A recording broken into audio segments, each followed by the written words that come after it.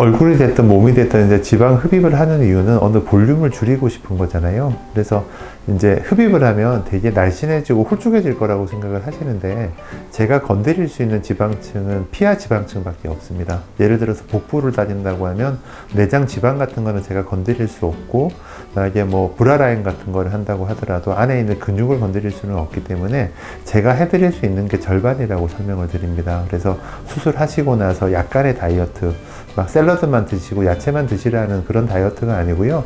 왜냐하면 3달, 6달을 식이 조절을 좀 하셔야 되기 때문에 할 수 있을 만큼만 하시라고 하는데, 어느 정도냐면 내가 한 그릇을 먹는다고 하면 한 숟가락 정도만 덜어내고 드시라는 정도라고 생각하시면 됩니다. 그래야지 3달, 6달을 다이어트를 하실 수가 있거든요. 그래서 그 정도를 좀 지켜주신다고 생각을 하시면 되고, 두 번째로는 가벼운 운동을 좀 병합해 주시면 좋습니다.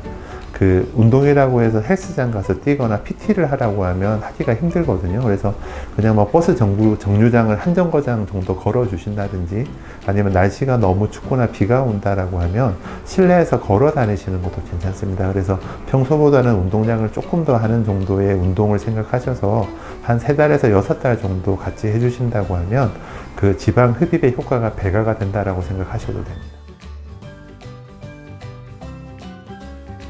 제가 보여드리거든요. 예를 들어서 뭐 3리터에 지금 3000cc 지방을 뺐다라고 하는 3000cc를 보여드리는데, 생각 같아서는 3kg가 몸무게가 줄 거라고 생각을 하시는데, 수술하시자마자는 몸이 붓거든요. 많이 불어나기 때문에 오히려 몸무게가 1, 2kg 정도 더 늘어나고요. 그 흡입의 효과가 완전히 하고 나서도 몸무게의 변화는 거의 없습니다. 왜냐하면 제가 지방을 채취를 한 부위가 섬유질로 바뀌게 되어 있습니다. 그 부분이 공기로 차 있다라고 하면 몸무게가 주는 게 맞겠지만, 제가 지방을 채취한 부위가 섬유질로 바뀌어 있기 때문에 몸무게의 변화는 거의 없다라고 생각을 하셔도 되는데, 일단 허리 라인은 나오겠죠. 복부도 홀쭉해져 있고 허리 라인도 예쁘게 나오는데, 몸무게의 변화가 3kg가 줄어드는 것은 아니라고 생각하시는 게 맞습니다.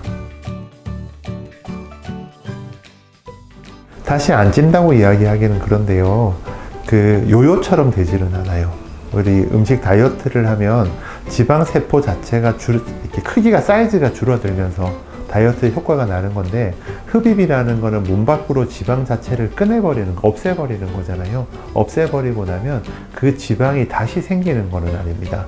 근데 그 식이요법을 좀 실패를 하셔서 몸무게가 10kg씩 쪘다라고 하면 당연히 그 복부 부위도 당연히 늘어나게 될 건데, 그런 정도로 살이 찌지 않았다라고 하면 복부의 그 흡입했던 쉐입은 어느 정도 유지된다라고 생각을 하셔도 됩니다. 풍선에 바람이 빠지면 당연히 피부 탄력이 안 따라가는 나이가 있잖아요. 그래서 저는 연세가 조금 많은 분들은 얼굴에 지방 흡입을 하자라고 권하지는 않고요. 왜냐하면 피부가 탄력이 안 따라오니까 오히려 처지는 걸 좀 더 걱정하셔야 되는 것도 많습니다. 그래서 보통은 흡입을 권하는 나이가 20, 30대 젊은 층에서 하고요. 그런 분들은 흡입을 하고 나도 탄력이 어느 정도 따라 붙는다라고 생각을 하셔도 됩니다. 그리고 얼굴에 지방을 흡입을 할 때는 단지 지방을 뽑아내는 게 아니고요, 좀 열을 가해서 피부 아래쪽에 넣을 수 있는 레이저 장비가 있거든요. 그런 장비를 같이 활용해서 피부를 수축하는 열 효과를 같이 가져오게 진행을 한다라고 생각을 하시면 되니까, 제가 지방 흡입을 하고 나도 처지는 거에 대해서는 너무 많이 걱정을 안 하셔도 괜찮습니다. 너무 많이 처졌다, 보기 싫다라고 하면 뭐 울세라 같은 장비를 사용을 할 수도 있을 것 같고요.